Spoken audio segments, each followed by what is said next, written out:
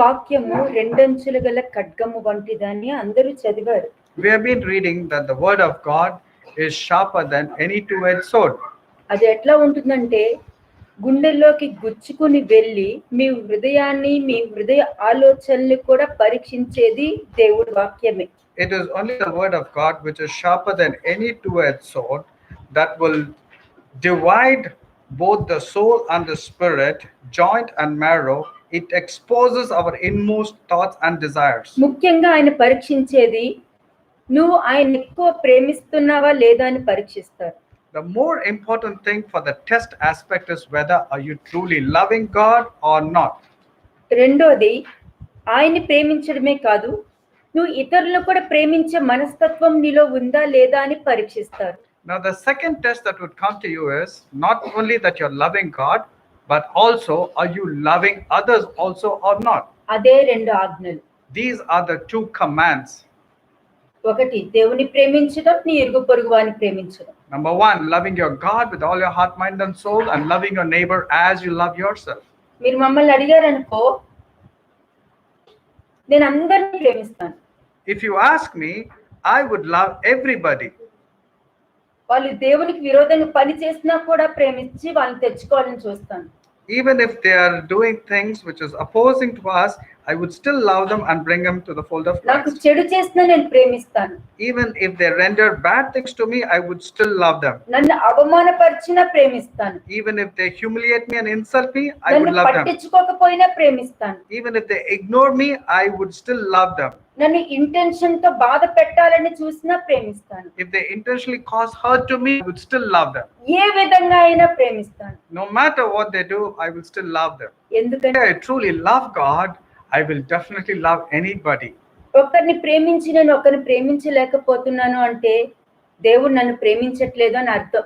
If I love somebody and I'm not able to love somebody, that means I am not actually loving God. నేను ఒకరిని ప్రేమిస్తున్నాను కాబట్టి నేను తప్పు చేయకపోయినా వెళ్ళి క్షమాపణ అడుగుతాను. I love God so much. That's the reason even if I don't do any mistakes, I still would go and apologize to them.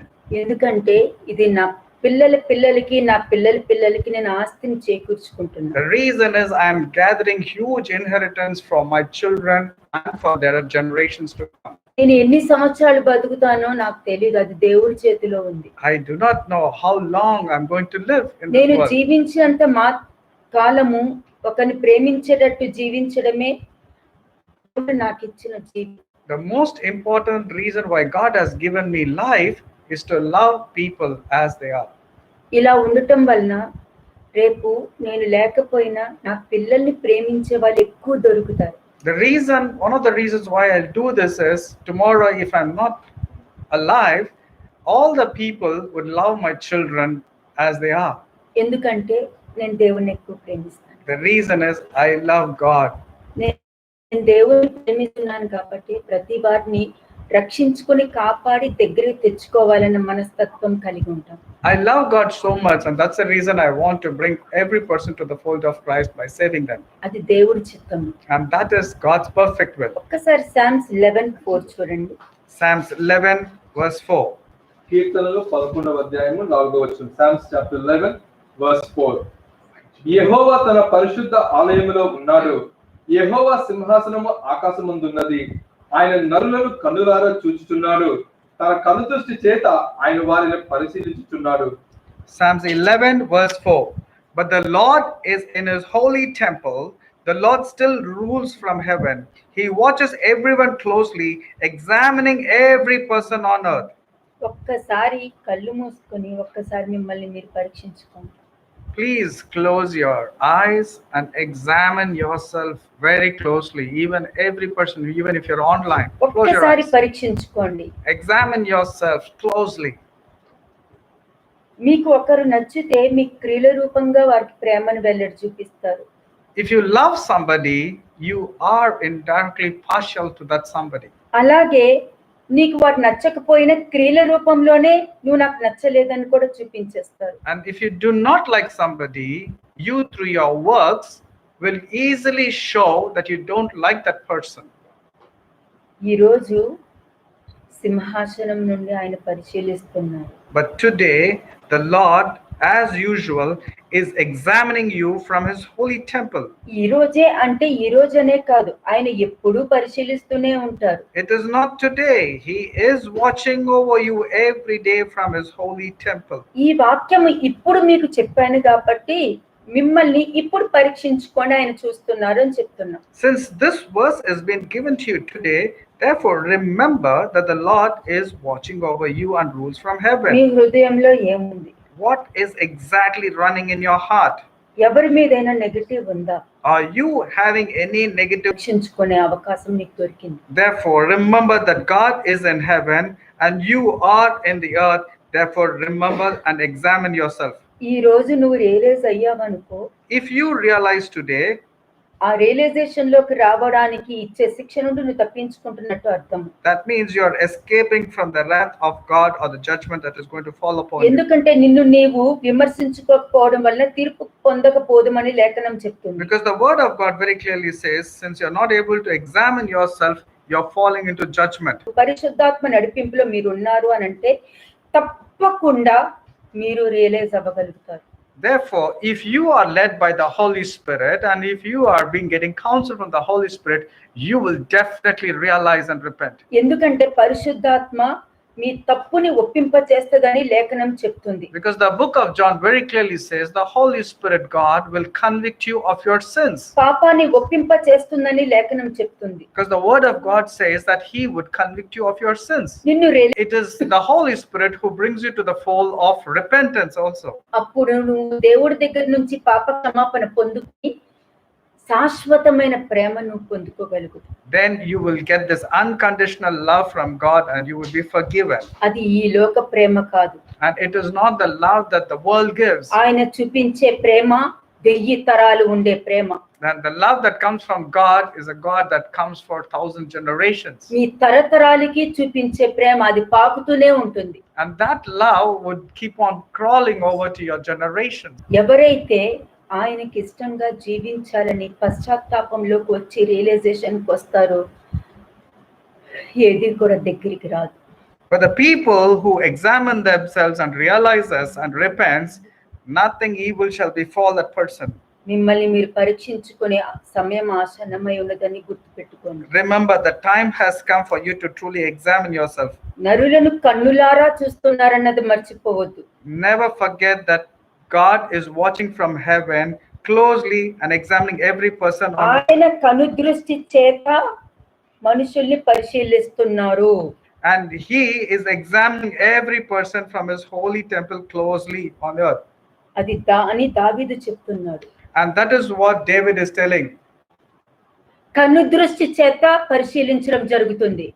He is examining us closely, everyone on earth. Spirit, I'm కనుదృష్టి giving you చేత strength. నీ హృదయాన్ని పరిశీలిస్తూ ఉన్నారని గుర్తుపెట్టుకోండి. Never forget that the Lord is closely watching every person and examining every person on earth. ఇది అనుభవ జ్ఞానం పొందుకున్న దావీదు మాట్లాడుతున్నారు ఈ విధంగా. And the person, David, with his experience, is sharing all these things. దావీదు క్షేమము పొందుటకు పారిపోవలసిన పరిస్థితులు వచ్చాయి ఒక రోజు. David, for his own wellness and good, he had to escape and he had to run. అతను క్షేమంగా ఉండటం కోసం పారిపోయే పరిస్థితి ఎదురైంది. For his own well-being, he had the necessity to flee. సౌలు అతన్ని వెంటాడాడు. Saul was pursuing him. ఆ సమయంలో కూడా పరిగెడుతూనే ఉన్నాడు. Even when Saul was pursuing, he was running. Absalom కూడా తిరుగుబాటు చేశాడు. Absalom also, his own son, was ఆ pursuing. సమయంలో కూడా పారిపోవటం జరిగింది. Even at that moment also, he was running away. ఈ 2 సందర్భాలలో దావీదు పారిపోవడం జరిగింది. On 2 occasions from 2 people, David had to flee and escape. అతను పారిపోయాడు అని అంటే ఆలోచన లేకుండా పారిపోలేదండి. He just did not run just like that. But సమస్తము దేవుని స్వాధీనంలో ఉన్నదని దావీదుకి తెలుసు. David very well knew that God is in control of every situation. నీకు తెలుసా? But do you know that God is in control of all what you're facing? ప్రతిదీ దేవుడి చేతిలో ఉండేటట్టయితే నీ చేతిలో నీ స్వాధీనంలో తీసుకోకు నీ ఆలోచనల్ని. If you think that God is in control of everything, why do you have to take your own నువ్వు judgments? జడ్జ్ చేయక, You don't judge and don't take నీ everything. Own into your- understanding తీసుకోక. Don't go into your own understanding. ఎందుకంటే దేవుడు నిన్ను గద్దిస్తారేమో.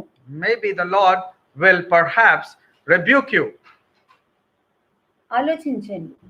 Think about this. నువ్వు ఎలాగ ప్రేమిస్తావో ఇతరుల్ని అంత ప్రేమే నువ్వు పొందుకుంటావు. నువ్వు Yeah. ఇంతే ప్రేమించు, నువ్వు ఇంతే పొందుకుంటావు. The amount of love that you give to others, ఎలాగ ప్రేమ చూపించాలి, ఎలాగ నీకు మర్యాద ఇవ్వాలని నువ్వు కోరుకుంటావు, నువ్వు ఎదుటి వారికి చేయి, వాళ్ళ దగ్గర నుంచి ఎక్స్పెక్ట్ చేయకుండా. now you give love to others, but do not expect it from other people, ఎందుకంటే ఇది వాక్యం చెప్తుంది కాబట్టి. because the word of God says so. ఇది వినడం కాదు. It is not just hearing.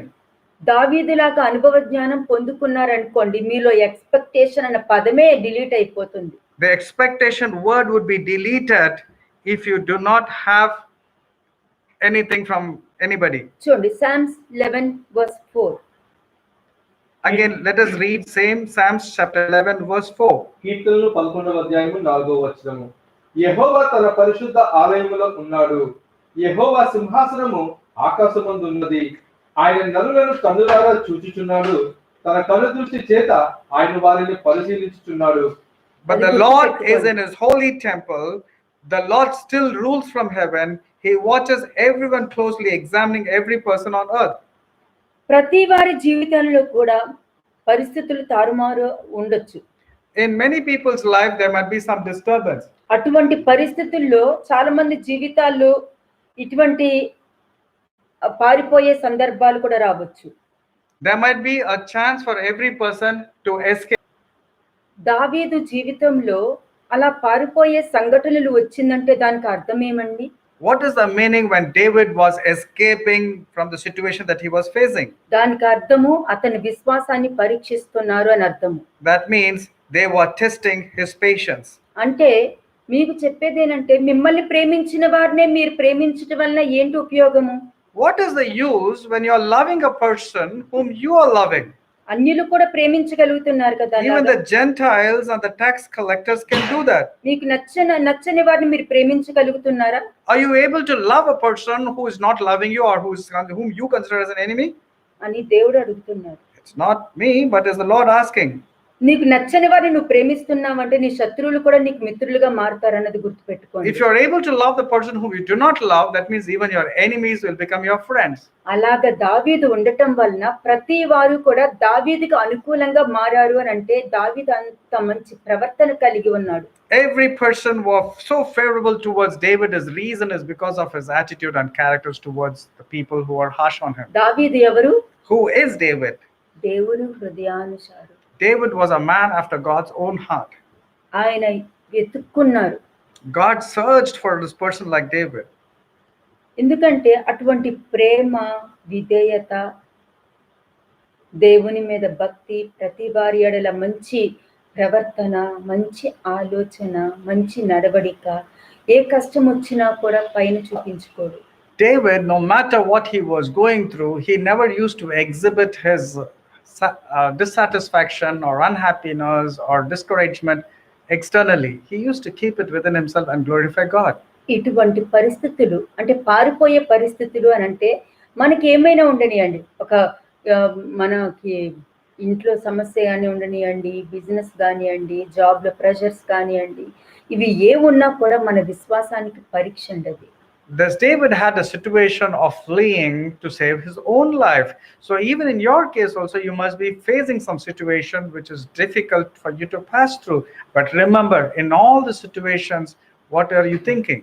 అటువంటి వారు విశ్వాసాన్ని పరీక్షిస్తున్నారని మంచి ప్రవర్తన కలిగి ఉంటే మీరు తప్పకుండా అదే సమయంలో బలపరచబడగలుగుతారు. Remember that it is actually a test for you, a test of faith, and if you pass the test of faith, you will indeed be strengthened. ఆయన యందు విశ్వాసం ఉంచిన వారిని మాత్రమే దేవుడు పరిశీలిస్తారు.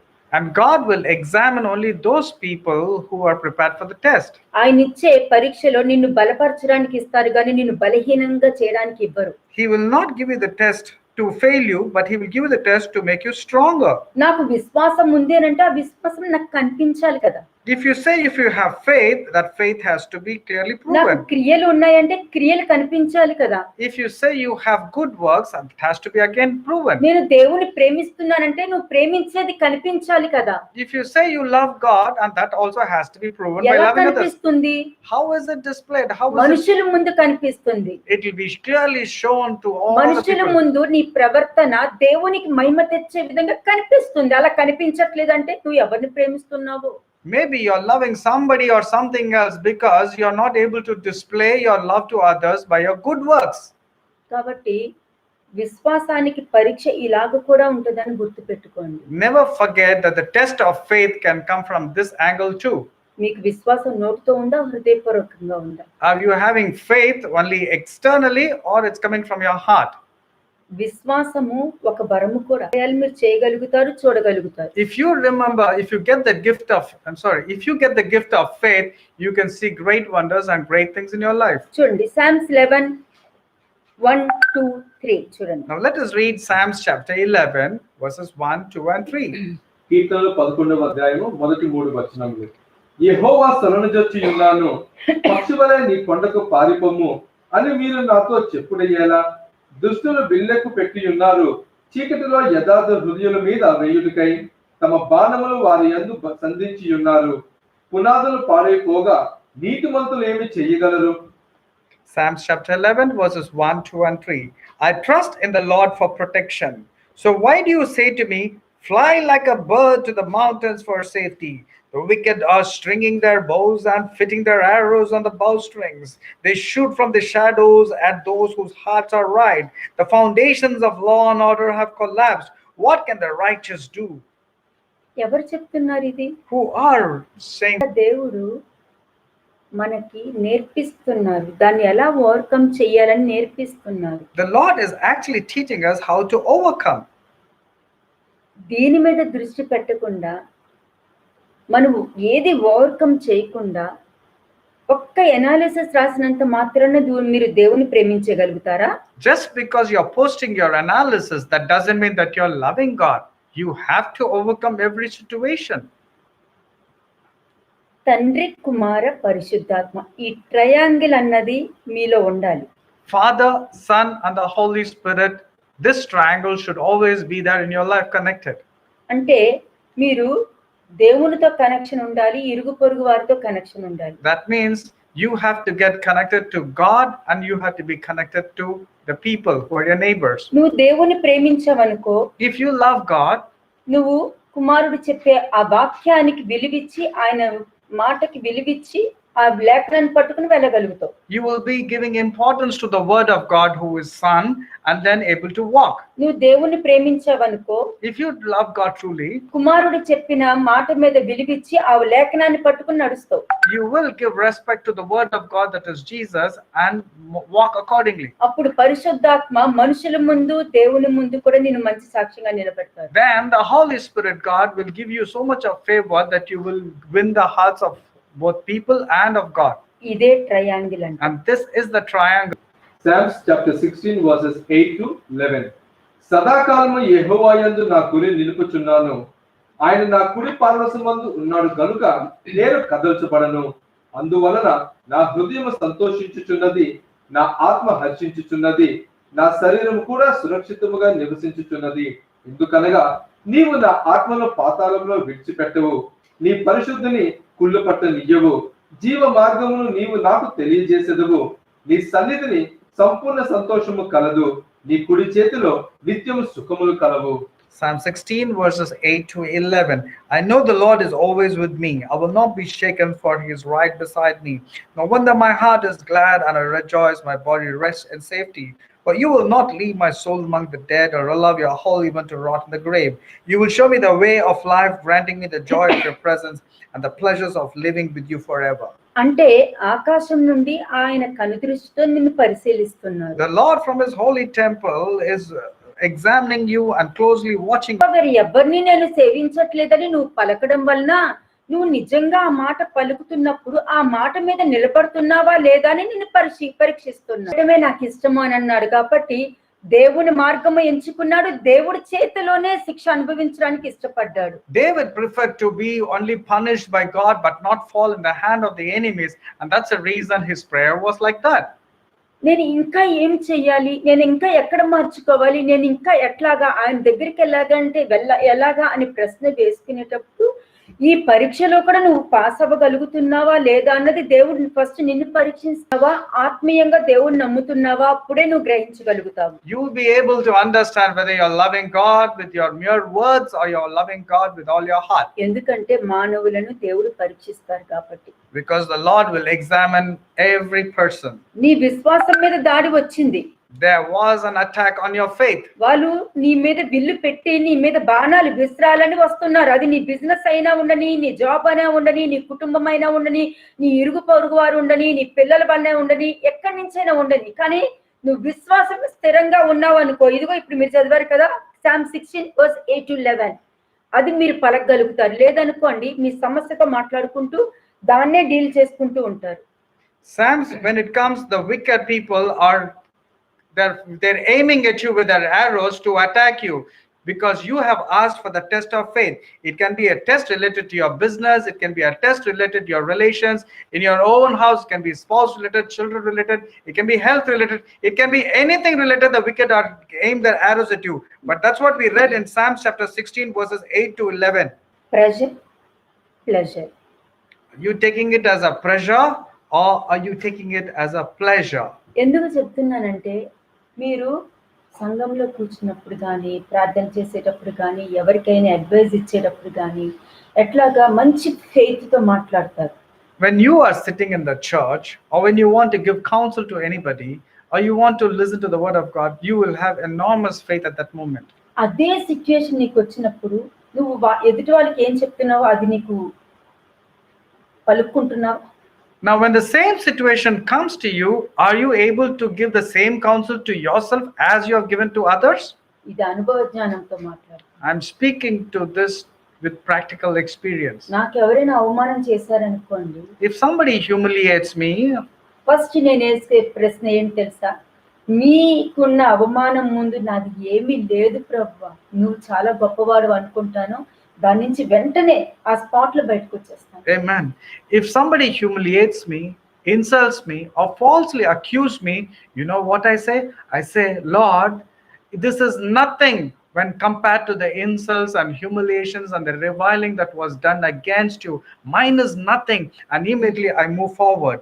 ఎన్నిసార్లు ఇక్కడ దాకా దుఃఖము తెచ్చుకుంటున్న సమయంలో కూడా వెంటనే ఆయన తట్టు తిరిగి నీకున్న సమస్యలు ఇది సమస్య కాదని పలికినప్పుడు ఆ దుఃఖం అలా సప్రెస్ అయిపోయి వెళ్ళిపోయేది. There were many occasions when I was totally in deep sorrow and grief and discouraged. It used to be so piled up. There was no other place at all left.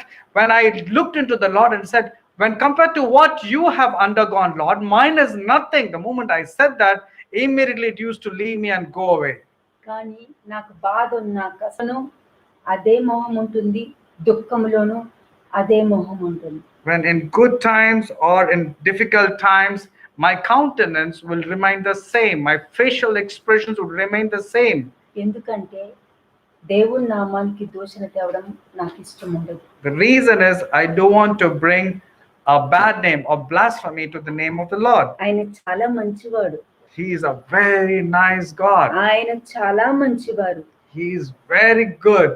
నా వలన ఆయన నామానికి దోషం రాకూడదు. He should not be defamed because of my behavior or conduct or speech. అలాగని నేను దుఃఖము బాధ నేను లోపల అనుభవిస్తున్నా కూడా అది నా దేవుడికి దోషం కింద అయిపోతుంది. Even if I have that grief and sorrow, if I keep on meditating in my heart, that also is like defaming God. It will come for anybody. విశ్వాసానికి పరీక్ష వస్తుందంటే మీకు ఓర్పు, ఓపిక, సహనము నేర్పిస్తున్నారు అని అర్థం. When there is a test of faith that is coming in your way, it is actually the Lord teaching you patience, endurance and long suffering. ఏమండి, మీరు కొత్తగా జాబ్ లో జాయిన్ అయ్యేటప్పుడు కూడా మీరు ఎందులో జాయిన్ అవుతున్నారో దాని మీద ఒక 10 రోజులు 15 రోజులు ట్రైనింగ్ ఇస్తారు, మర్చిపోకండి. Remember, if you are joined into a new job, a new assignment is given to you, that organization will give you a training program to tell you what are your responsibilities and what you should do and how you should do.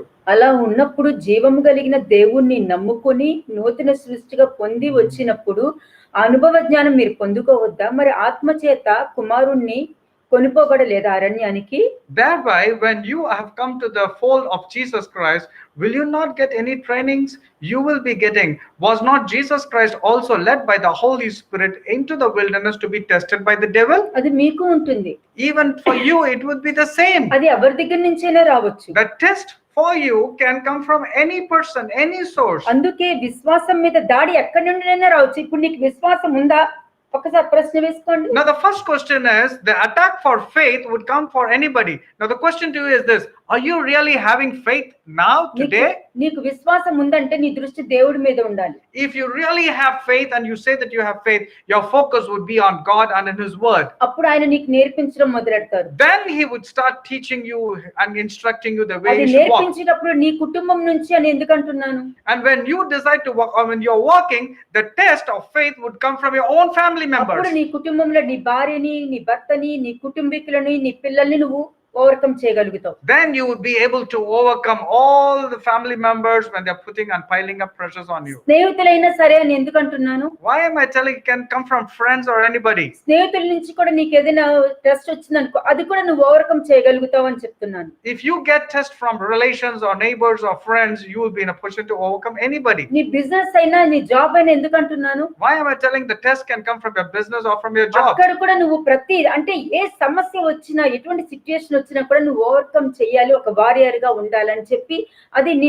విశ్వాసంతోనే నువ్వు సాధించగలుగుతావు. You can overcome only through your faith, like a warrior overcoming any situation when the test of faith comes. ఒకవేళ నువ్వు ఆత్మీయంగా లేవనుకో, Again, I'm repeating, in case you are not spiritually connected, అదే నీ కుటుంబీకులు, same family members, అదే నీ స్నేహితులు, same set of your friends, అదే నీ బాసులు కానీ నీ కొలీగ్స్ కానీ and the same set of your colleagues or your boss, సాతానుకు సాధనాలుగా వాడబడతారు. they will be used as a weapons by the devil. గుర్తుపెట్టుకోండి. Remember this and never ever forget this. నువ్వు దేవుణ్ణి తెలుసుకున్నా తెలియకపోయినా సర్వ మానవాళి వాళ్ళు ఫేస్ చేసే ప్రాబ్లమ్స్ ఇవి. Let it be any person in this world. This is the truth. If you're spiritually connected, what would happen? And if you're connected not spiritually, what would happen? ఇటువంటి దాడులు నీకు అడ్వైజ్ రూపంలోనైనా ఉండవచ్చు.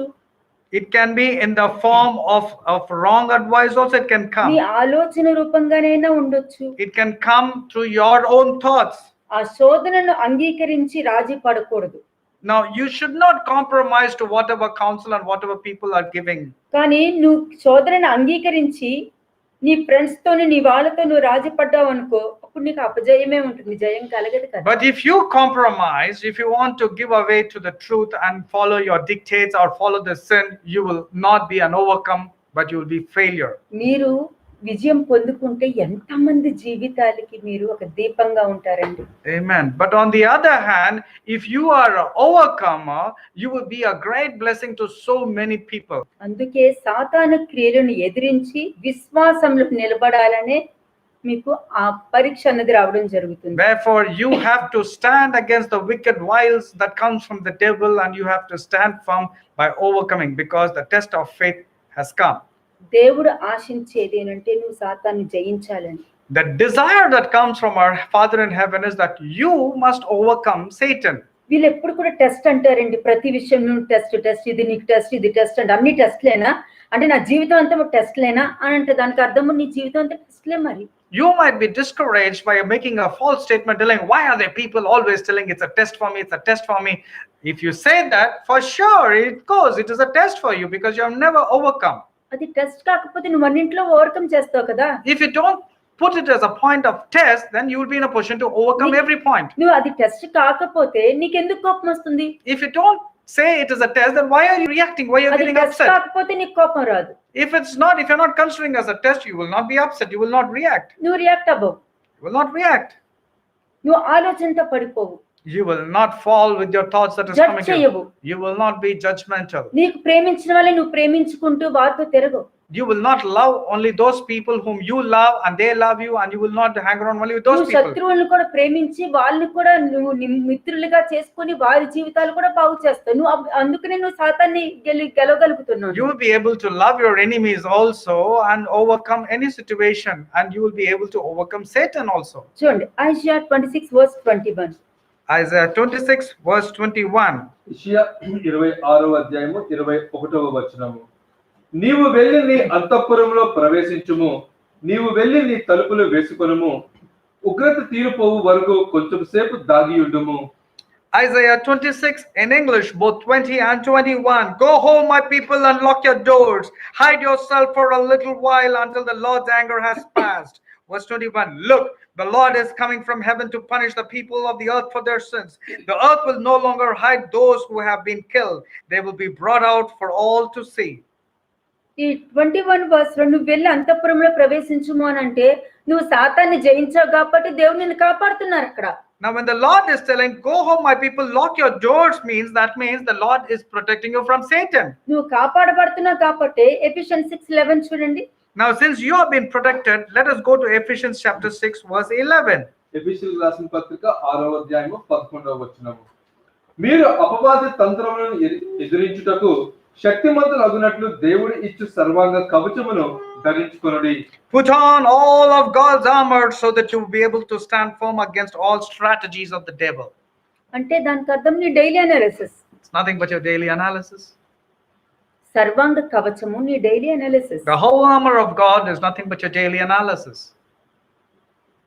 నీ daily analysis నువ్వు దాక్కో పురమల్లో దాక్కో అని నిన్ను భద్రపరుస్తుంది. Your daily analysis will tell you, go and shut yourself behind the chambers of your own heart. నీ డైలీ అనాలిసిస్ నీ భార్యలోను నీ భర్తలోను గొప్ప మార్పు తీసుకొస్తుంది. Your daily analysis will bring in a huge transformation in your husband or in your wife. నీ daily analysis నీ పిల్లలు నీ తట్టు తిరిగేలా చేస్తుంది. Your daily analysis will help you to turn your children towards you. నీ డైలీ అనాలిసిస్ నీ భర్త నిన్ను అర్థం చేసుకునేటట్టు చేస్తుంది. Your daily analysis will make your husband understand you or your wife to understand నీ the husband. డైలీ అనాలిసిస్ నీ భార్య నిన్ను అర్థం చేసుకునేటట్టు చేస్తుంది. Your daily analysis will make you understand your respective spouse or your respective నీ spouse to daily understand you. Analysis నీ పిల్లలు నీకు మర్యాద ఇవ్వడం చేస్తుంది. In your daily analysis, when you put across, your children also will be able to understand you. ఎందుకంటే సర్వాంగ కవచం. The reason is because you have put on the whole armor of God. అపవాది తంత్రాలను ఎదిరించాలి కదా. You have to overcome the wicked wiles of the devil. అపోస్తలు పౌలు ఏమన్నాడు? అపవాది తంత్రములను ఎరిగిన వారము కామా అని అన్నాడు. Apostle Paul said, are we not knowing about the wicked schemes of the devil? ఆలోచించండి. Think about it. మీకు మేలు కలగాలి, ప్రతిదీ మీరు జయించగలగాలి. You have to overcome. Ephesians chapter 6 verse 14. ఎఫెసీయులకు రాసిన పత్రిక 6వ అధ్యాయము 11వ వచనము.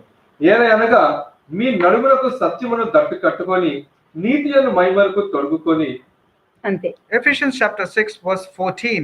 Stand your ground, putting on the belt of truth and the body armor of God's righteousness. సత్యం మీకు తెలుసు, సత్యం మిమ్మల్ని స్వతంత్రులుగా చేస్తుంది. If you know the truth would set you free. ఆ రెండు ఆజ్ఞలు ఇప్పుడు మీరు విన్నారు చేసా, దేవుని ప్రేమించాలి, ఇరుగు పొరుగు వారిని ప్రేమించాలి, వాళ్ళు ఎలా ఉన్నా కూడా నువ్వు ప్రేమించాలి. అటువంటి మనస్తత్వాన్ని నువ్వు స్థిరపరచుకున్నావు అని అంటే రూతు లాగా ఆయన నిబంధనలో ఉంటూ నువ్వు దేవుని వెంబడించి పరిశుద్ధాత్మ నడిపింపులో జీవించగలుగుతావు. If you seriously take hold of the two commandments, like loving your God with all your heart, mind and soul, and loving your neighbor as you love yourself, then you would be like Ruth, following the instructions given by the Holy Spirit, and would be a blessed person indeed. Ruth సత్యమును వెంబడించింది. Ruth obeyed to the truth. నీతి అంటే నీ దేవుడే నా దేవుడు అని నీతిని నిర్ణయించుకుంది. Righteousness of Ruth is nothing when she told to Naomi, your God is my God and your people are my people. 15th verse. Verse 15 of Ephesians chapter 6. 15వ వచనం. పాదములకు సమాధాన సువార్త వలనైన సిద్ధ మనసును జోడు తొడుగుకొని నిలువబడుడి. Having shod your feet with the preparation of the gospel of peace. అంటే Ruth సత్యాన్ని వెంబడించింది. Ruth obeyed the truth and followed the truth. నీ దేవుడే నా దేవుడు అని నీతిని జరిగించింది. She said, your God is my God by following righteousness. అందుకుని సమాధానంగా అత్తతో సమాధానంగా నిలిచింది. And that's the reason she was able to have absolute peace with her mother-in-law. ఆమెతోనే ఉండాలి, చావైనా బతికైనా ఆమెతోనే అని సిద్ధం కలిగి ఉంది. She said whether it is life or death that she has to cling to the mother-in-law. That's the reason she decided. ఆ సిద్ధము కలిగి ఉండటం అంటే సత్యము, నీతి, సమాధానము, సిద్ధము. ఈ సిద్ధము అన్నది నిన్న మీరు వాక్యంలో విన్నారు. అక్కడ ఈ నయోమి ఏమంటుంది? ఆమె తీసుకున్న నిర్ణయము నయోమి హృదయానికి సరితూగింది. Now preparation or determination or decision. Now whatever Ruth took the decision, Naomi was well pleased and accepted Ruth's decision. 16th verse చూడండి. Verse 16. 16వ వచనం. ఇవన్నీ గాక విశ్వాసమున డాలు పట్టుకొనిడి, దానితో మీరు దుష్టుని అగ్నిబాణముల అన్నిటినీ ఆర్పుటకు శక్తిమంతులవుదురు. Above all, taking the shield of faith with which you'll be able to quench all the fiery darts of the wicked one. విశ్వాసమును డాలు అని అంటే నయోమి ఏం చెప్తే అది వినింది. Fiery darts means she was able to overcome. Ruth was able to overcome every situation because she took the shield of faith given by Naomi. అక్కడ Ruth సత్యము అంటే అత్తను వెంబడించింది. The truth was followed by Ruth by following Naomi. నీతి అంటే నీ దేవుడే నా దేవుడు అని దేవుణ్ణి అంగీకరించింది, అంటే దేవుని నీతిని జరిగిస్తుంది. అక్కడ She said, your God is my God, therefore she obeyed righteousness. ఎందుకు నీతి అన్నాము? హృదయపూర్వకంగా జరిగించింది కాబట్టి నీతి అన్నాము. Why are we telling righteousness? Because she did it with all her heart. సమాధాన పడి ఆమెతో వెళ్ళింది. నన్ను ఉంచొద్దు, నేను చెప్పే మాటను వద్దని చెప్పొద్దు, నేను నీతో వస్తాను అని చెప్పింది. చూసారా, సమాధానంగా వెళ్ళింది. She took a firm decision and told to the mother-in-law, and she clung to the mother-in-law and said, do not tell me to go away. Your God is my God and your people are my people. That was having a covenant of peace with the mother-in-law. అలా ఉండటం వలన ఆమెతో పాటు, అంటే ఆమె ఎక్కడ బ్రతికినా ఎక్కడ చచ్చినా నీతో పాటే ఉంటానని సిద్ధం కలిగి ఉంది. She has prepared herself mentally, telling that wherever you are there, I will be there. అందుకనే విశ్వాసముతో అత్త ఏం చెప్తే అది చేసింది. That's the reason, having that faith, she did whatever the mother-in-law told her to do. 17th verse. Verse 17. 17వ వచనం. మరియు రక్షణను శిరస్త్రాణమును దేవుని వాక్యమును ఆత్మ ఖడ్గమును ధరించుకొనుడి. Verse 17, and take the helmet of salvation and the sword of the Spirit, which is the word of God. అందుకే అత్త చెప్పింది వినటం వలన ఆమె రక్షింపబడి విమోచింపబడింది బోయాజు ద్వారా. She obeyed all the instructions given by the mother-in-law. That's the reason she was able to gain favor from Boaz. అందుకే ఆత్మ ఖడ్గము అంటే ఆమె మీద కొంగు కప్పి ఆమెను పెళ్లి చేసుకున్నాడు కాబట్టి ఆమెకి కాపుదలగా అతను నిలబడ్డాడు. The sword of the Spirit came upon her, which is the word of God, because she obeyed the word of God. That's the reason Boaz put a veil over her and married her, and she was indeed blessed. ఇది ఒక్కొక్క మనిషిలో ఉండవలసిన లక్షణం. And these are the characteristics that is required for every person who considers నీ daily analysis. This is your daily మీరు analysis. సత్యంతో daily analysis పెట్టండి. You put the daily analysis, or you post your analysis with truth. దేవుని నీతితో పరీక్షించుకోండి. You examine yourself with the righteousness of God. అప్పుడు మీరు సమాధానం చూడగలుగుతారు. Then you will be able to experience peace. అప్పుడు ప్రతి విషయంలోనూ ఓవర్కమ్ చేయాలని సిద్ధం కలిగి ఉంటారు. Then you will be deciding to overcome every situation. మీలో విశ్వాసం పెరుగుతుంది. Your faith will be increased. మీరు రక్షింపబడి దేవుని కాపుదల్లో ఉంటూ విమోచింపబడతారు. You will be saved and you will be given total security and అంటే దాని protection. అర్థము పరిశుద్ధాత్మ నడిపింపులో ఉంటే దేవుడి చేతిలో ఉంటారు. That means if you have been led by the Holy Spirit, you will be protected and be led by God. ఇవన్నీ దావీదుకు ఉన్నాయండి లక్షణాలు. All these characteristics were seen in ఇవి David. పట్టుకునే ఈ రాళ్ళు పట్టుకుని గోలియాతుని చంపేశారు. He had three small stones, and out of which he threw a sling it on Goliath, and he was killed. అంటే ఈ రాళ్ళు మీ దగ్గర కూడా ఉంటే సాతాను జయించగలుగుతారు. If you also have these stones with you, you will also be able to overcome them. Your neighbors, it can be your friends, it can be your family, anything or any situation. మరి అందుకే సర్వాంగ కవచం ధరించమని చెప్పడం జరిగింది. That is the reason this is called as the armor of God. మరి వెనుక వైపు ధరించవలసిన కవచం గురించి ఎవరు చెప్పలేదే. But nobody talks about the rear guard. What is there behind? వెనుక మరి ఎందుకు ధరించలేదు? Why there is not mention about the rear guard? ఎందుకని? Why the topic rear guard is దేవుని not? పిల్లలు సాతాను పోరాటంలో వెనక్కు తిరిగి చూడకూడదని. The reason is godly children or children of God will not turn back and run away. They will always keep moving in the forward direction. Amen. ఎందుకు వెనకాల లేదు సర్వాంగ కవచం? There is nothing at the back to protect us. నీకు ఇచ్చిన ఈ 7 రాళ్ళు వెనక్కి తిరిగి చూడకూడదు, ముందు చూసుకుంటూ వెళ్ళాలి. These 7 stones which has been mentioned in the armor of God are meant to move forward, not to turn back away. సాతాను పోరాటంలో వెనక్కి తిరిగి చూడకూడదు అని అర్థం. That means when you are fighting the wicked one, you're not supposed to turn back and run away. నాగటి మీద చేయి పెట్టి వెనక్కి తిరిగి చూసేవాడు దేవుని రాజ్యంలోనికి రాలేడు. He who puts his hand in the plow will not turn back and go away. దేవుడు పరిశీలిస్తారు నువ్వు వెనక్కి తిరుగుతూ చూస్తున్నావా లేదా అని. The Lord will examine you and see whether you're turning back or not. దేవదూతలు గాని, కెరూబులు గాని, సెరూబులు గాని దేవునితో పాటు నడిచేటప్పుడు అవి తిరిగి ఇలా వెనక్కి తిరిగి చూడవంట. The cherubs or the seraphims, they move in the forward direction. They will not turn back and look. అవి ముందుకే చూసుకొని నడుస్తాయి. They will only see in the front and move forward. అందుకే విశ్వాసం అనున్నది నిరీక్షింపబడు వాటి యొక్క నిజ స్వరూపములు అదృశ్యమైనవి ఉన్నవనుటకు రుజువై ఉన్నదని వాక్యం చెప్తుంది. Therefore Hebrews 11:1 says this faith is the substance of the things not seen, but the evidence of things hoped for.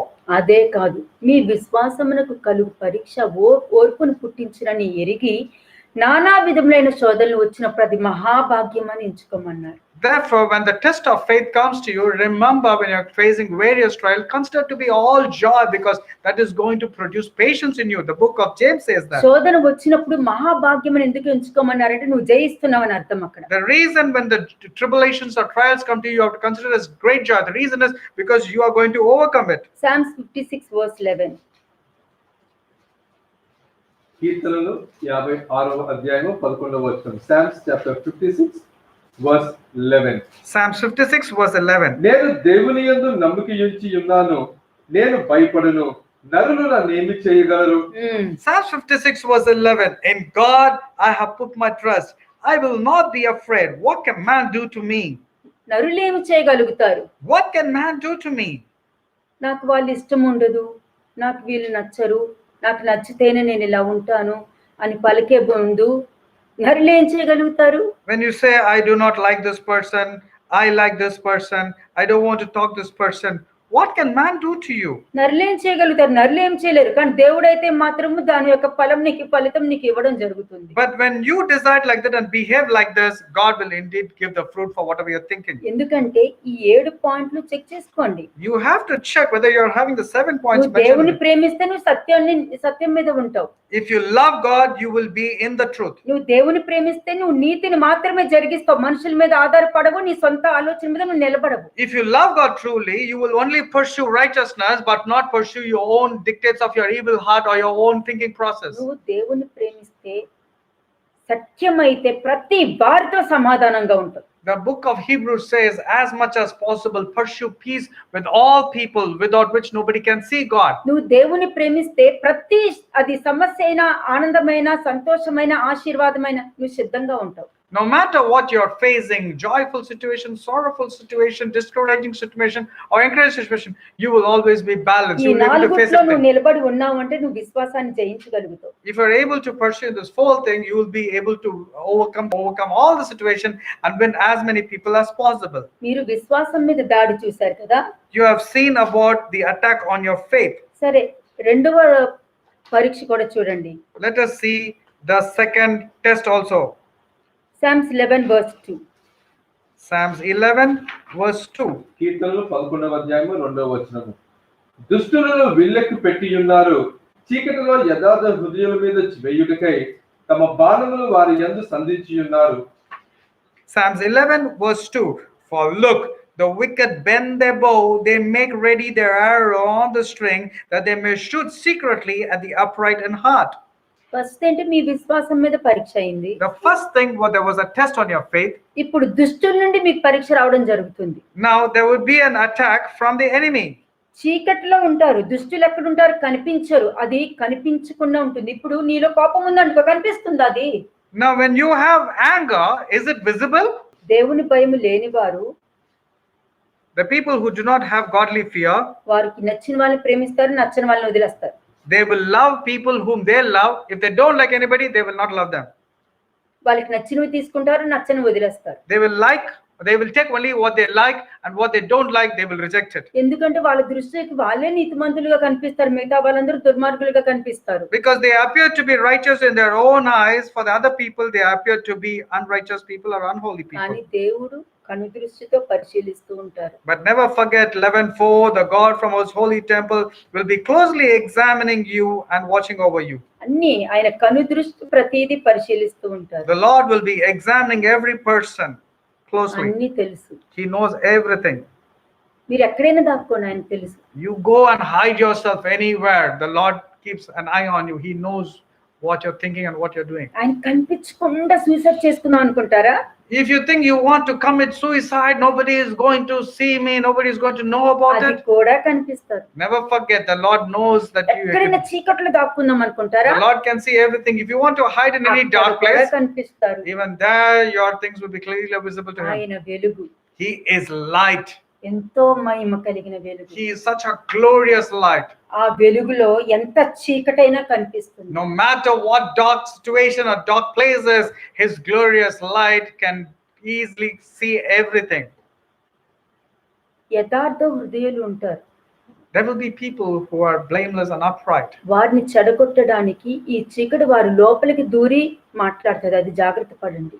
There will be many upright people, and the trap of the devil is to shoot arrow upon these people to put darkness inside them. ఈ చీకటి పని ఏంటి? యథార్థ హృదయాలను కూడా పాపం చేయించేటటువంటి శక్తి ఆ చీకటికి ఉంటుంది.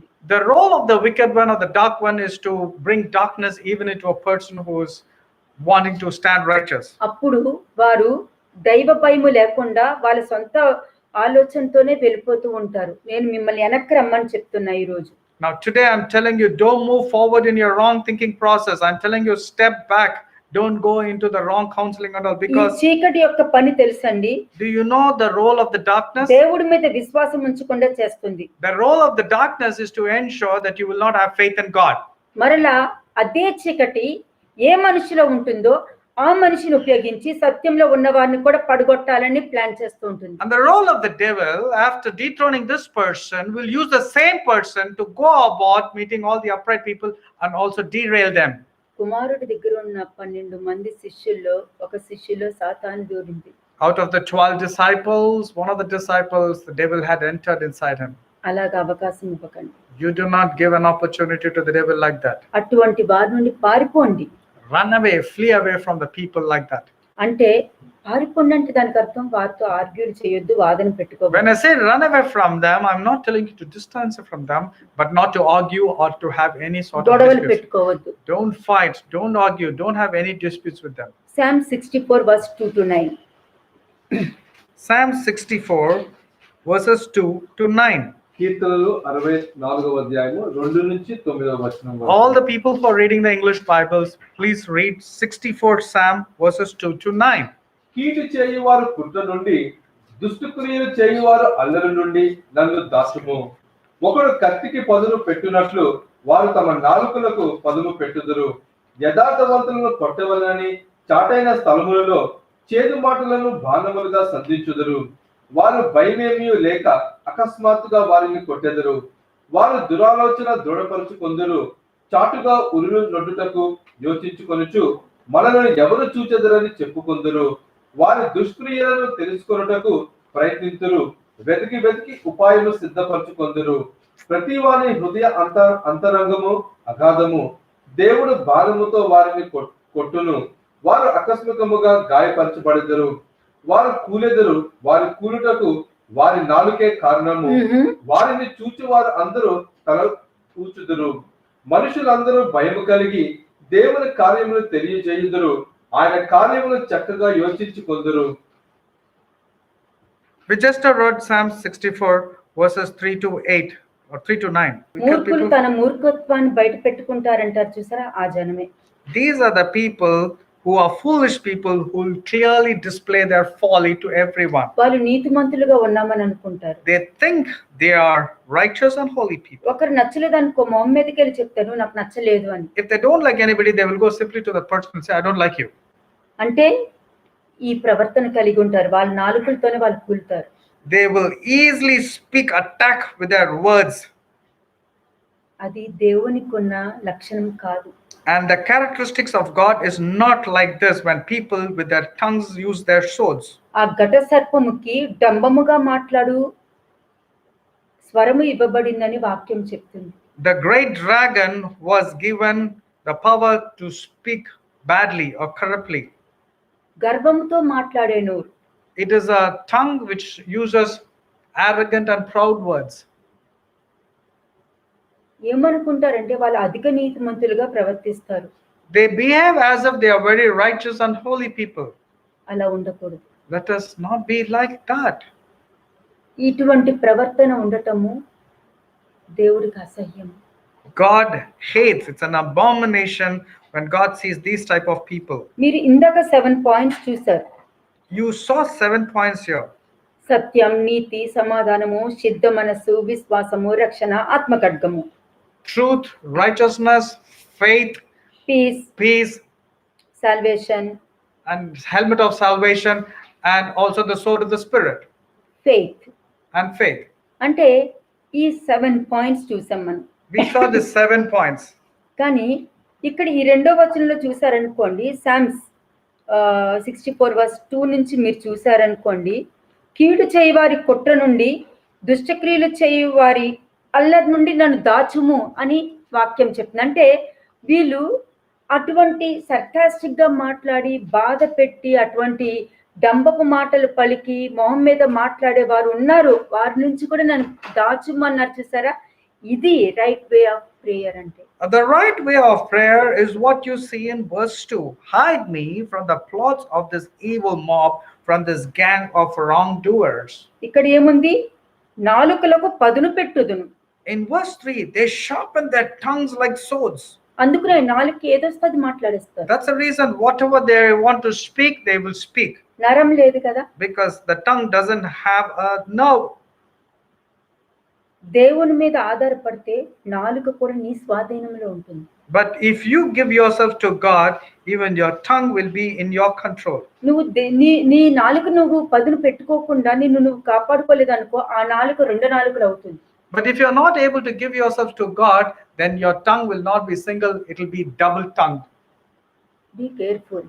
Be careful of being double-tongued. కాబట్టి నీ నాలుకకు కత్తిలాగా పదును పెట్టుకుంటున్నావా జాగ్రత్తగా చూసుకో. Be careful if you're using your tongue like a sword. చేదు మాటలను బాణములుగా వదలాలని చూసుకుంటున్నావా? Are you wanting to use your tongue with bitter words and use your tongue like an arrow of bitter words? చూసారా, కత్తిని నీ నాలుకని కత్తిలాగా పదును పెట్టుకోవడము, చేదు మాటలు పలకడము, అది కరెక్టా? Do you think you want to sharpen your tongue like a sword and use your tongue like an arrow of bitter words? అలాగే ఇంకొక మూడోది చూడండి, 5వ వచనము. దురాలోచన దృఢపరచుకొందురు, చాటుగా ఉరుల ఒడ్డుటకు యోచించుకొనుచు మనల్ని ఎవరు చూచిరుదరని చెప్పుకుంటారు. మళ్ళీ And they encourage each other. These wicked people or wicked mob will encourage each other to do evil and plan how to set their traps in secrets. Ante who will ever notice, they ask. నాలుకని కత్తిని పదులు చేసినట్టు నాలుకను పదును చేసుకుంటారు. They sharpen their tongues like swords. రెండోది చేతు మాటలు పలకడానికి నిర్ణయించుకుంటారు. And second thing is they want to use their tongue as an arrow using bitter words. చెడు ఆలోచన ద్వారా ఎదుటి వాళ్ళ సాక్ష్యాన్ని పోగొట్టడానికి చూస్తూ ఉంటారు. Now with their evil plan, they want to they encourage each other by planning evil to set trap in secret. అంటే ఆలోచనే ఒక కత్తి అయిపోతుంది. మళ్ళీ that means their thoughts have become like swords. ఆలోచనతో జడ్జ్ చేస్తారు. Now with their thoughts they judge. ఆలోచనతోనే అబద్ధ సాక్ష్యం పలికేస్తారు. And with their words or thoughts they speak evilly or give a false judgment. ఆఖరికి ఏమవుతుందండి? 6వ వచనం చూడండి. Finally what happens? 6వ వచనం. వారు దుష్ట క్రియలను తెలుసుకొనుటకు ప్రయత్నింతురు, వెతికి ఉపాయము సిద్ధపరచుకొందురు, ప్రతి వాని హృదయ అంతరంగము అగాధము. Now, verse 6, as they plot their crimes, they say, we have devised the perfect plan. Yes, the human mind and heart are cunning. అంటే వారి ఆలోచన, హృదయ ఆలోచన, నోరు ప్రతిదీ చెడిపోయి ఉంది కాబట్టి వాళ్ళ హృదయము ఒక కుళ్ళిపోయిన సమాధిలాగా అవుతుంది. Now it has become like a evil tomb, a bitter tomb, because their thoughts, their words, their actions have become so bitter. ఎందుకంటే ఎవరు ఈ ఆలోచనలో ఉంటారో ఆ ఆలోచనే వాళ్ళని కూల్చేస్తుంది. అంటే గొయ్యి తీసి వాళ్ళే పడి వాళ్ళే కప్పెట్టుకుంటారు. This is what is the meaning is digging your own grave. కానీ మనుషులందరూ భయం కలిగి దేవుని కార్యములు తెలియచేయదరు, ఆయన కార్యములు చక్కగా యోచించుకుందరు. The people will be afraid and they will proclaim the mighty acts of God and realize all the amazing thing he does. వీళ్ళు ఎవరు? Who are these people? యథార్థ హృదయులు ఎప్పుడు వర్ధిల్లుతూ ఉంటారు. These are the godly people who will always rejoice and will always be blessed. అలాగే Psalms 11:3. Now let us see Psalms 11 verse 3. కీర్తనలు 11వ అధ్యాయము 3వ వచనము. పునాదులు పాడైపోగా నీతిమంతులు ఏమి చేయగలరు? The foundations of law and order have collapsed. What can the righteous do? అక్కడ ఏం కనబడుతుంది మీకు? What do you see here? Depression కనబడుతుంది. You see depression here. అంటే దానికి అర్థము, చాలా మంది అంటారు కదా, ఎందుకు మంచి వాళ్ళకే ఎందుకు ఇలా జరుగుతుందని వాళ్ళు అనుకుంటారు. Oh, these people will be thinking, why bad things are happening only to good people? Depression వల్ల కదా, వాళ్ళు డిప్రెషన్ వల్ల అలా ఆలోచిస్తారు వాళ్ళు. It is purely because of depression. They say, why bad things are happening only to good people? వాళ్ళు దేవుడినే శరణు చేస్తారు, దేవుడి మీద ఆధారపడతారు. They come depending on God. They come from God. వాళ్ళు చెప్తారు, ఇలా దుష్టులు ఇలా మా మీద పడుతున్నారు, నా మీద వ్యతిరేకంగా పలుకుతున్నారు, నా మీద ఇట్లా పడుతున్నారని దేవుడికే మొరపెడుతున్నారు. They keep telling God, why are these evil people attacking us? Why are the ungodly people flourishing and they're attacking us? అని నీతిమంతులు ఏం చేయగలుగుతున్నారని నిరుత్సాహంగా మాట్లాడుతున్నారు. And with discouragement, they use this word, what can righteous do? ఎందుకంటే అక్కడ 1-2 వచనాలు మనం చదివాం చూసారా, అది వాళ్ళకు అనుగుణంగా జరగలేదు. అది Because when we saw in verse 1 and 2, it did not be favorable to these people who could not stand.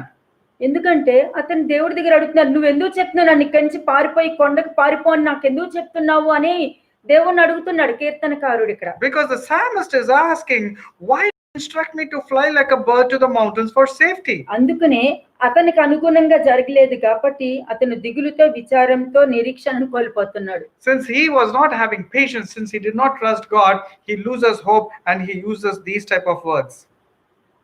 అప్పుడు నీతిమంతులు ఏమైపోతారు, వాళ్ళందరూ ఇట్లా చేస్తున్నారు, నీతిమంతులు ఏమైపోతారు అని అతను నిరాశగా అడుగుతున్నాడు. With so much of discouragement in his heart, he says, what will happen to the righteous people when the foundations of law and order has collapsed? ఇప్పుడు ఇది దుష్టుల అటాక్ జరుగుతున్నప్పుడు. When do they make a statement like this? When the devil is attacking them. చూడండి Psalms 82 verse 5. Psalms 82 verse 5. verse 5. కీర్తనలు 82వ అధ్యాయము 5వ వచనము. జనులకు తెలివి లేదు, వారు గ్రహింపరు, వారు అంధకారంలో ఇటు అటు తిరుగులాడుదురు, దేశముకున్న ఆధారములన్నీ కదులుచున్నవి. Psalms 82 verse 5. But these oppressors know nothing. They are so ignorant. They wander about in darkness while the whole world is shaken to the core. అంటే దానికి అర్థము, జనాలు ఈ సమస్య వచ్చినప్పుడు ఈ సమస్య మీద దృష్టి పెడుతున్నారు కానీ దేవుడి మీద దృష్టి పెట్టట్లేదు అని అక్కడ. That means people, when they face various trials and tribulation, they focus on the problem and the tribulation and what they're going through, but they don't focus on God or the word of God. Psalms 11:4. Let us read Psalms 11:4 once again. కీర్తనలు 11వ అధ్యాయము 4వ వచనం. యెహోవా తన పరిశుద్ధ ఆలయములో ఉన్నాడు, యెహోవా సింహాసనము ఆకాశమందున్నది, ఆయన నరులను కన్నులారా చూచుచున్నాడు, తన కనుదృష్టి చేత ఆయన వారిని పరిశీలించుచున్నాడు. But the Lord is in his holy temple. The Lord still rules from heaven. He watches everyone closely, examining every person on earth. ఎందుకంటే దేవుడు చూస్తూనే ఉంటారన్నది గుర్తుండదు. Because they forget that God is closely watching every person and examining every person. They fail to understand verse 4.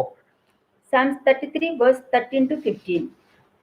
కీర్తనలు 33వ అధ్యాయము Psalms 33 verses 13 to 15. 13 నుంచి 15 వచనములు. యెహోవా ఆకాశముల నుండి కనిపెట్టుచున్నాడు, ఆయన నరులందరినీ దృష్టించుచున్నాడు. తానున్న నివాస స్థలముల నుండి భూలోక నివాసులందరి వైపు ఆయన చూచుచున్నాడు. ఆయన వారందరి హృదయములను ఏకరీతిగా నిర్మించిన వాడు, వారి క్రియలన్నీ విచారించువాడు, వారిని దర్శించువాడు. Psalms 33 verses 13 to 15. The Lord looks down from heaven and sees the whole human race. From his throne he observes all who live on earth. He made their hearts so he understands everything they do. Amen. ఇక్కడ 15th verse చూస్తే ఆయన వారందరి హృదయములను ఏకరీతిగా నిర్మించిన వాడు, వారి క్రియలన్నీ విచారించువాడు, వారిని దర్శించువాడు అని. అంటే ఏకరీతిగా అంటే ఆయన అందరినీ ఏకరీతిగానే ప్రేమిస్తారు, తప్పు చేస్తే ఏకరీతిగానే శిక్షిస్తారు. He has created the hearts of every person the same way.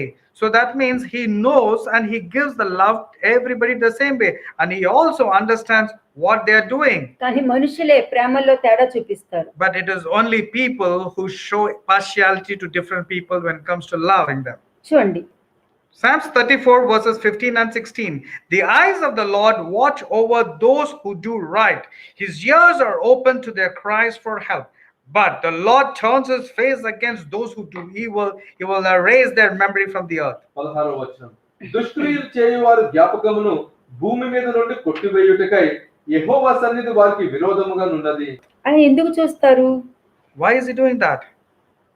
ఆయన అందరినీ చూస్తారు. His eyes is upon every person. ఎందుకు చూస్తారు? Why does he see them? ప్రతి వారు పరీక్షలో గెలవాలనేదే ఆయన చూస్తూ ఉంటారు. He wants everybody to pass the test, and that's the reason he keeps a watch upon every person. ఎవరు గెలవాలనుకుంటారో వాళ్ళని స్థిరపరిచి బలపరచడానికి చూస్తారు.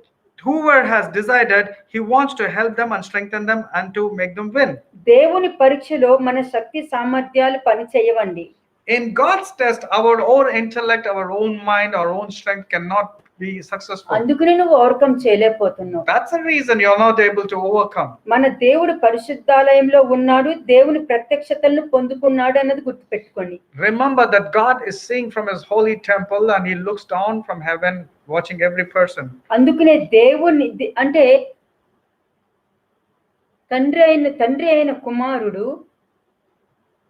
దేవుని ప్రత్యక్షతలను పొందుకున్నారు కాబట్టి దేవుని ఆలయంలో ప్రధాన యాజకునిగా మన పక్షమున ఉండి విజ్ఞాపన చేస్తున్నారన్నది గుర్తుపెట్టుకోండి. Remember, the Son was able to overcome every situation. That's the reason he has become the chief high priest to become a mediator and intercessor on our behalf, interceding with God the Father. Hebrew 4:15 and 16. Hebrews 4:15 and 16. హెబ్రీయులకు రాసిన పత్రిక 4వ అధ్యాయము 15-16 వచనములు. Hebrews chapter 4 verses 15 and 16. 15వ వచనం.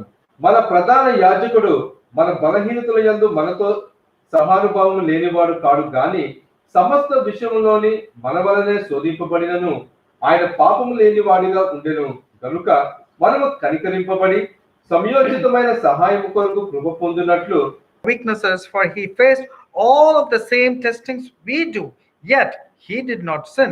So let us come boldly to the throne of our gracious God. There we will receive his mercy, and we will find grace to help us when we need it most. మన బలహీనతల యందు మనతో సహానుభావము లేనివాడు కాడు గాని అంటే ఏంటి? What is the meaning that the high priest of ours understands our weaknesses, for he faced all of the same testings as we do? ఆయన మనలాగా విశ్వాసంలో పడిపోలేదు. He did not fall unfaithful the way we have failed in a test. సాతానుకు అవకాశం ఇవ్వలేదు.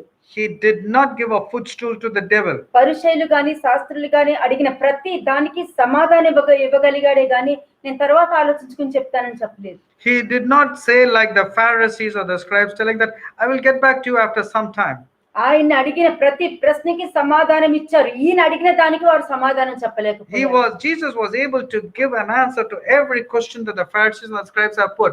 But when Jesus had asked the question back, they were not able to answer. ఆయన ప్రతి సమస్యని overcome చేయగలిగారు. He was able to overcome every situation that he was facing. ఎలా overcome చేయగలిగారు? How was he able to overcome every situation? రక్తము కారునంతగా overcome చేయగలిగారు. He was able to overcome till the last drop of blood that was shed. ఎందుకంటే మన బలహీనత చెందుతూ మనతో సహానుభవం లేనివాడు అంటే ఆయనలో ఈగో లేదు అని అర్థం అక్కడ. When he talks about, he understands our weaknesses, means he knows that we have ego, but he did not have ego ego. అన్నది కూడా ఒక వీక్నెస్ కదండి. Do you know that weaknesses can be, even ego is termed as one of the biggest weakness? Pride అన్నది కూడా ఈగోనే కదా. Ego or pride is a weakness. ఇవన్నీ బలహీనతే. All these are categorized under weaknesses. ఈ బలహీనత ఉండటం వల్లే దేవుని వాక్యాన్ని జరిగించలేకపోతున్నారు, దేవుని చిత్తాన్ని జరిగించలేకపోతున్నారు. Because of this weakness alone, you are not able to fulfill the word of God and are not able to stand firm. కానీ ఆయన సమస్తము అంటే సమస్త విషయములలోను మనవలే శోధింపబడినను ఆయన పాపము లేనివాడుగా ఉన్నాడు. For he faced all of the same testings we do, yet he did not sin. అలాగా ఆయనతో పాటు జీవించాలని కోరుకునేవారు సమస్తము ఆయన స్వాధీనంలో ఉందని ఆలోచిస్తారు. But the person who decided to walk according to the word of God will overcome every situation and please God. ఆయన మీద ఆధారపడేవారు ఆయన అనుమతి లేకుండా ఆయనకు తెలియకుండా మనకేమీ సంభవించదులే అని ఒక ప్రశ్న వేసుకుంటారు. The people who have determined to walk according to the will of God or word of God will boldly say, nothing can happen to me. అలా ఆలోచన లేని వాళ్ళు నమ్మిక ఉంచరు, కలవరపడుతూనే ఉంటారు. But the people who don't put their trust in God or in the word of God will always be grieved and they will be having fear. వాళ్ళు ఎప్పుడూ కూడా దేవుని మీద నమ్మకం ఉంచుతారు, కలవరపడరు. They will always depend on God, put their trust in God, and they will not be having any నమ్మకం sorrow. లేని వారు ఎప్పుడు స్ట్రగుల్స్ మీద స్ట్రగుల్స్ ఫేస్ చేస్తూనే ఉంటారు. But the people who do not have faith will always have struggles in their lives. More struggles will be coming to them. అందుకే ఆయన కనుదృష్టి పరిశీలించిన దాని మీద మర్చిపోతారు అందరూ. That's the reason they will forget that God is watching closely and examining every భూమి person's మీద ఉన్న heart. తల్లిదండ్రులకి బిడ్డల మీద ఏ విధంగా ఉంటుందో అదే విధంగా దేవుడు కూడా తన పిల్లల మీద కనుదృష్టి పెట్టుకుని ఉంటారని గుర్తుంచుకోండి. Remember, as earthly parents that you're taking care of your children, so does God take care of all the children. He observes very closely. నువ్వు దేవుడి మీద నమ్మకం, అదే నమ్మకం నువ్వు దేవుడి మీద పెట్టుకుంటే నీ పిల్లల్ని కూడా ఆయనే రక్షిస్తూ ఉంటారు. Amen. But if you put your same trust and dependence and have faith in God, remember that God also will take care of your children. దుష్టుల ఆలోచన బట్టి శిక్ష అనుభవిస్తూ ఉంటారు. But if the thoughts are wicked, that wicked person will be getting punishment accordingly. ఇవన్నీ ఎప్పుడు జరుగుతాయండి? When will all this thing take ఆయన place? మీద నమ్మకం పెట్టుకోకుండా ఆపు చేసుకుంటూ వెళ్ళిపోయి ఇలా ఉంటారు చూసారా, వాళ్ళు ఐజియా 26:20 ఉంటారు. Isaiah 26:20 will be for those people, the people who do not have faith in God. They do not have trust in God. They will be so fearful. They will give themselves to, they will be speaking. That's the reason they will have fear and they will not in a position to go and lock themselves the doors. ఎందుకంటే యెహోవా తన నివాసంలో నుండి బయటకు వస్తారు వాళ్ళకి శిక్ష ఇవ్వడానికి. Because God will come out to give them punishment. వాక్యం చెప్తుంది, నేను చెప్పట్లేదు ఈ విషయము. I am not telling this, but the word of God says so. చూడండి Isaiah 26:20. Let us see Isaiah 26:20. యెషయా 26వ అధ్యాయము 20వ వచనము. నా జనమ ఇదిగో వారి దోషమును బట్టి భూనివాసులను శిక్షించుటకు యెహోవా తన నివాసములో నుండి వెడలి వచ్చుచున్నాడు. భూమి తన మీద చంపబడిన వారిని ఇకను కప్పకుండా తాను త్రాగిన రక్తమును బయలుపరచును. Go home, my people, and lock your doors. Hide yourself for a little while until the Lord's anger has passed. అలాగే Psalm 75:8-10 వర్సెస్ చూడండి. కీర్తనలు 75వ అధ్యాయము 8 నుంచి 10 వచనములు. Psalm 75 verses 8-10. యెహోవా చేతిలో ఒక పాత్ర ఉన్నది, అందులోని ద్రాక్షరసము పొంగుచున్నది, అది సంభారముతో నిండియున్నది, ఆయన దానిలోనిది పోయిచున్నాడు. భూమి మీద ఉన్న భక్తిహీనులు అందరూ మట్టితో కూడా దానిని పీల్చి బ్రింగి వేయవలెను. నేనైతే నిత్యము ఆయన స్తుతిని ప్రచురము చేయుదును. యాకోబు దేవుని నేను నిత్యము కీర్తించదును. భక్తిహీనుల కొమ్ములు అన్నిటినీ నేను వెరగగొట్టెదను. నీతిమంతుల కొమ్ములు హెచ్చింపబడును. Psalm 75 verses 8-10. For the Lord holds a cup in his hand that is full of foaming wine mixed with spices. He pours out the wine in judgment, and all the wicked must drink it, draining it to the dregs. But as for me, I will always proclaim what God has done. I will sing praises to the God of Jacob. For God says, I will break the strength of the wicked, but I will increase the power of the godly. ఆది కాండము నుండి ప్రకటన గ్రంథం వరకు From Genesis to Revelation, ఎంతమంది అయితే దేవుని వాక్యానుసారం నడుస్తారో, all the people who walk according to the word of God, ఒకవేళ పడినా వెంటనే లెగుస్తారో, even if they fall, if they quickly turn back, వెంటనే రియలైజ్ అయ్యి రిపెంట్ అవుతారో, if they realize and repent immediately, దేవుని తట్టు తిరిగి దేవునితో పాటు నడుస్తారో, if they turn towards God and walk according to God, వారు ఆశీర్వదింపబడతారు. they would be blessed. మధ్యాకాశానికి వెళ్లి సంఘం ఎత్తబడి అక్కడ దేవునితో పాటు వాళ్ళు కీర్తనలు పాడుతూ సంతోషంగా They ఉంటారు. will be caught up in heaven and rapture, and they will be singing praises to God. ఎవరైతే దీనికి వ్యతిరేకంగా ఉంటారో, But those people who do not behave like this, ఇదిగో ఈ శ్రమలు మహాశ్రమల కాలంలో వాళ్ళు ఉంటారు. but they will be according to this tribulation and great tribulation mentioned in verse అలాగే 8. Psalms 22 verse 8. Psalms 22 verse 8. కీర్తనలు 22వ అధ్యాయము 8వ వచనము. యెహోవా మీద నీ భారము మోపుము, ఆయన వారిని విడిపించునేమో, వాడు ఆయనకు ఇష్టడు కదా, ఆయన వారిని తప్పించునేమో అందురు. Is this the one who relies on the Lord? Then let the Lord save him. If the Lord loves him so much, let the Lord rescue him. దేవుని యందు నమ్మకి ఉంచి వారు సజీవమైన విశ్వాసం కలిగి ఉంటారు. People who put their trust in God will have everlasting faith and trust in God, ఎలాగంటే మృతులలో నుండి లేచిన యేసు విశ్వాసం కలిగి ఉంటారు. because they believe that God has raised them from the dead, and they believe the resurrection ప్రతి power. పరీక్షకు, శ్రమకు, ప్రతి దానికి నిలబడి ఉంటారు. అవమానాలకి, నిందలకి నిలబడి ఉంటారు. They will establish themselves in every test of faith, for every humiliation, every insult, every reviling. They will stand firm. వాళ్ళు కదల్చబడరు. They cannot be shaken. Psalms 125 verse 1. Psalms 125 verse 1. కీర్తనలు 125వ అధ్యాయము 1వ వచనము. యెహోవా యందు నమ్మిక ఉంచు వారు కదలక నిత్యము నిలుచు సీయోను కొండవలె నుందురు. Psalms 25 verse 1. Those who trust in the Lord are as secure as Mount Zion. They will not be defeated, but will endure forever. ఎప్పుడు గుర్తు పెట్టుకోండి, Remember this always. నీ విశ్వాసం ఉందంటే ఇట్లా నిలబడి ఉంటావు, కదలకుండా నిత్యము నిలబడి ఉంటావు. If you have faith, you will not be shaken or you will not be moved. చూడండి 2 Peter 3rd chapter 14 to 18 verses. 2 Peter 3:14 to 18. 2 Peter 3rd chapter verses 14 to 18. 2వ పేతురు 3వ అధ్యాయము 14వ వచనం నుండి.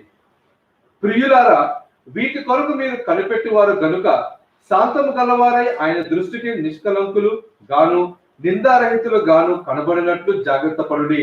మరియు మన ప్రభువు యొక్క దీర్ఘశాంతము రక్షణార్థమైనదని ఎంచుకొనుడి.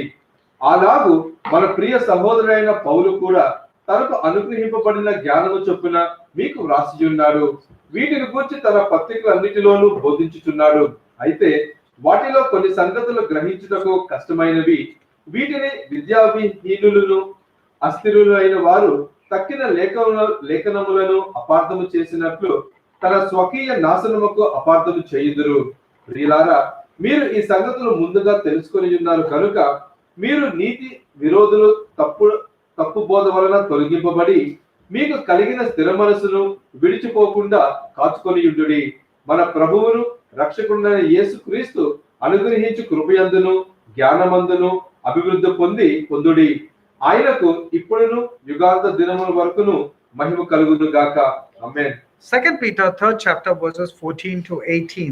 1 Thessalonians 4:11. That you also aspire to lead a quiet life, to mind your own business, and to work with your own hands as we commanded you. సంఘము వెలుపటి వారి ఎడల In మర్యాద కలిగి ఉండాలి. There's a continuation in verse 12, that you may walk properly towards those who are outside, that you may lack nothing. In English, it's both verse 11 and 12. ఇది చాలా అవసరం. సంఘము వెలుపటి వారి ఎడలే కాదు, లోపల వారి ఎడలు కూడా మీరు మంచి సాక్ష్యం పొందుకుని ఉండాలి. You have to get a good testimony, not only to the people outside, but also to the people inside. Your testimony should be good. లేదనుకోండి, మిమ్మల్ని చూసి మనుషులు భయపడతారు. Otherwise, people would be scared of you. అది మర్యాదతో కూడిన భయం కాదు. It is not out of respect that they are scared of you. వీళ్ళ నోట్లో ఎందుకు ఈ తల దూర్చడం అని పారిపోతారు. They will be scared of your conduct and behavior and speech. They will run away from you. They would like to avoid you. అదైతే సాక్ష్యం కాదు, అది దేవుడి సాక్ష్యం కాదు. That is not a testimony or witness of God. అది దేవుడి సాక్ష్యం కాదు. లేకపోతే ఇలా పలుకుతారు, సాతాను శోధిస్తున్నాడని పలుకుంటారు. Otherwise, they keep on telling that the devil is tempting them. చూడండి ఫస్ట్ తిమోతి 5:24-25. First Timothy 5:24-25. మొదటి తిమోతి 5వ అధ్యాయము 24-25 వచనములు. కొందరి పాపములు First Timothy 5th chapter, verses 24 and 25. కొందరి పాపములు తేటగా బయలుపడి న్యాయపు తీర్పునకు ముందుగా నడుచుచున్నవి, మరికొందరు పాపములు వారి వెంట వెళ్ళుచున్నవి. అటువలే మంచి కార్యములు తేటగా బయలుపడుచున్నవి దాచబడనేరవు. First Timothy 5:24 and 25. Some men's sin are clearly evident, preceding them to judgment, but those of some men follow later. Likewise, the good works of some are clearly evident, and those who are otherwise cannot be hidden. మూర్ఖులు తన మూర్ఖత్వాన్ని ఎలా బయటకు చూపిస్తారో అలాగే మంచి కార్యములు చేయువారు వాళ్ళకి తెలియకపోయినా కూడా ఆ కార్యాలు బయటకు కనిపిస్తుంది. As a foolish man displays his folly, so will a good man display his good works. కాబట్టి జాగ్రత్త పడండి. Therefore, take heed, be careful.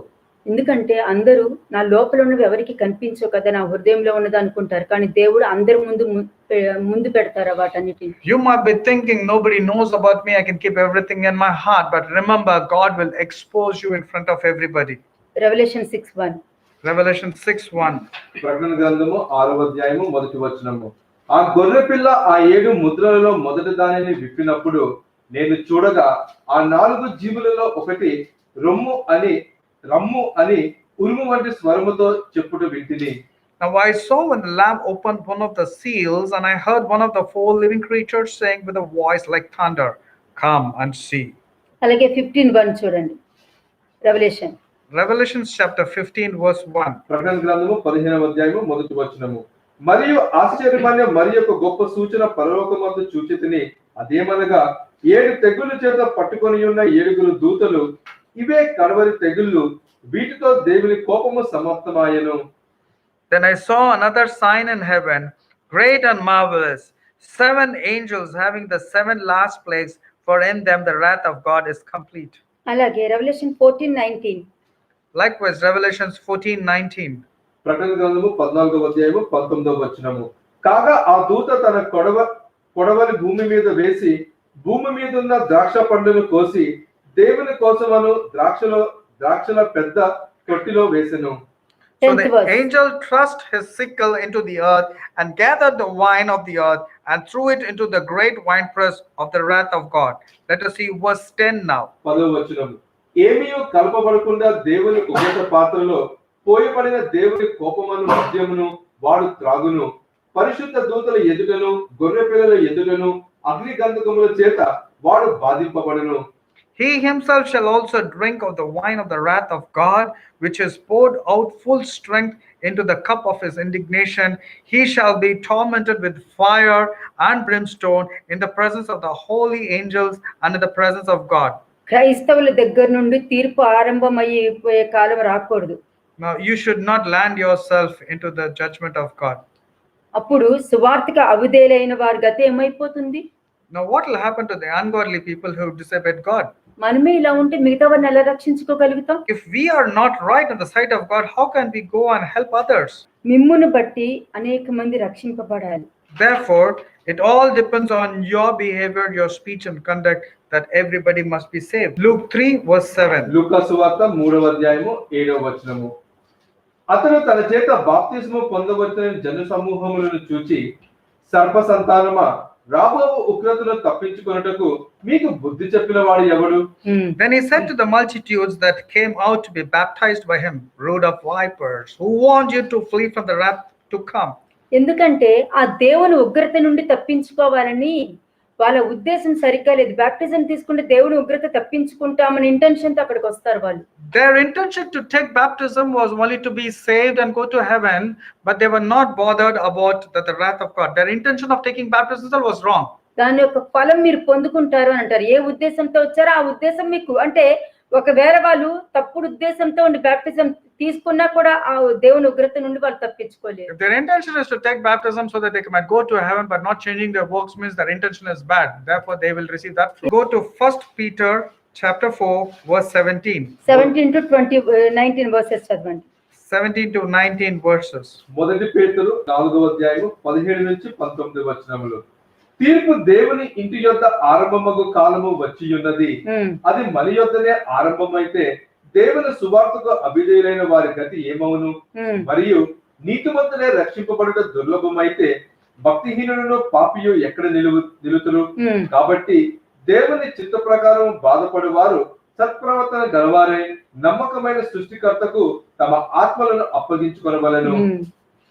1 Peter 4 chapter 17 to 19. For the time has come for judgment, and it must begin with God's household.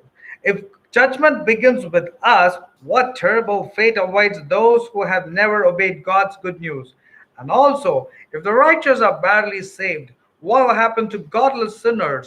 So if you are suffering in a manner that pleases God, keep on doing what is right and trust your lives to God who created you, for he will never fail you. Amen. కాబట్టి దేవుని ఇంటి యొద్ద ఆరంభమగు కాలము వచ్చి ఉన్నది. అది మన యొద్దనే ఆరంభమైతే ఎట్లా ఉంటుందో ఒకసారి ఆలోచించండి. And the time has come for judgment, and it must begin with God's household. అంటే ఆయన వాక్యానికి ఆయనకి అవిధేయులు అయితే వారి పరిస్థితి ఏమవుతుంది? And judgment, since it's going to begin with us, and if that person is disobedient, what will happen to him? అప్పుడు దేవుణ్ణి నీతిమంతుడే రక్షింపబడటం కష్టమవుతే మరి భక్తిహీనులు పాపలు ఎక్కడ ఉంటారు? వాళ్ళు ఎలా రక్షింపబడతారు? And if the righteous are barely saved, what will happen to godless sinner? That means if you are not righteous, if you're not going to be saved, what's going to happen to the godless sinner? అది నన్ను అడిగితే చాలా ప్రమాదకరమైన విషయం అది. If you ask me, this is a very dangerous situation. అలాగే Jude 20. Therefore, let's go to Jude verse 20. యూదా 20వ అధ్యాయం 20వ వచనము. ప్రియులారా, మీరు విశ్వసించు అతి పరిశుద్ధమైన దాని మీద మిమ్మును మీరు కట్టుకొనుచు పరిశుద్ధాత్మలో ప్రార్థన చేయించు. But you, Jude verse 20, but you, dear friends, must build each other up in your most holy faith. Pray in the power of the Holy Spirit. 25 వరకు చదవండి. Read up to 25. 21వ. సందేహపడు వారి మీద కనికరము చూపండి. And await the mercy of. ప్రేమించలేకపోతే మిగతా వాళ్ళు ఎలా ప్రేమించగలుగుతారు? Therefore, if you are not able to show mercy and love to the person whose faith is wavering, who else can show కాబట్టి love? ఎలా ఉన్నా కూడా ఎదుటి వారిని ప్రేమించే గుణం కలిగి ఉండండి. అది దేవుని స్వభావము. Therefore, no matter that person is of different kind, you show that love and mercy to save. That is the characteristics of God. ఇక్కడ శరీర సంబంధమైన వారి అపవిత్ర ప్రవర్తనకు ఏమాత్రము నొప్పుకొనక దానిని అసహ్యించుకొనుచు భయముతో కొందరిని రక్షించండి. Verse 23, rescue others by snatching them from the flames of judgment. Show mercy to still others, but do this with great caution, hating the sins that contaminate their lives. కాబట్టి త్రొట్టిల్లకుండా మిమ్మల్ని కాపాడుటకును తన మహిమ ఎదుట ఆనందంతో మిమ్మల్ని నిర్దోషులుగా నిలవబెట్టుటకు దేవుడు శక్తిమంతుడే ఉంటారు. Now all glory to God, who's able to keep you from falling away and will bring you with great joy into his glorious presence with a single fault. All glory to him who alone is God, our Savior, through Jesus Christ our Lord. All glory, majesty, power and authority are his before us all time and is present and beyond all time. Amen. పరీక్షించుకోండి, దేవుడు పరీక్షిస్తున్నారని. Examine yourself and know that God is examining you and your heart. మీరు ఎంత ప్రేమిస్తారో ఆయన మిమ్మల్ని అంతే ప్రేమిస్తారు. నువ్వు ఏ విధంగా ప్రేమిస్తావో ఆయన అదే విధంగా నిన్ను ప్రేమిస్తారన్నది గుర్తుంచుకోండి. The more you love others, the more you would get the love of God to you. It all depends upon your loving others. ఎందుకంటే నువ్వు ఎదుటి వారిని క్షమించలేకపోయినా ప్రేమించలేకపోతున్నావు అనుకో, దేవుడు కూడా నిన్ను ప్రేమించలేరు. ఎందుకంటే కనికరము కలిగిన వారు కనికరమునే పొందుకోగలుగుతారు. If you have mercy, you will get mercy. If you have compassion, you will get compassion. But if you're not able to forgive others, forget it. You also will not be forgiven. అదే దేవుని యొక్క లెక్క. This is the God's calculation. ప్రార్థన చేస్తాం. Let us pray.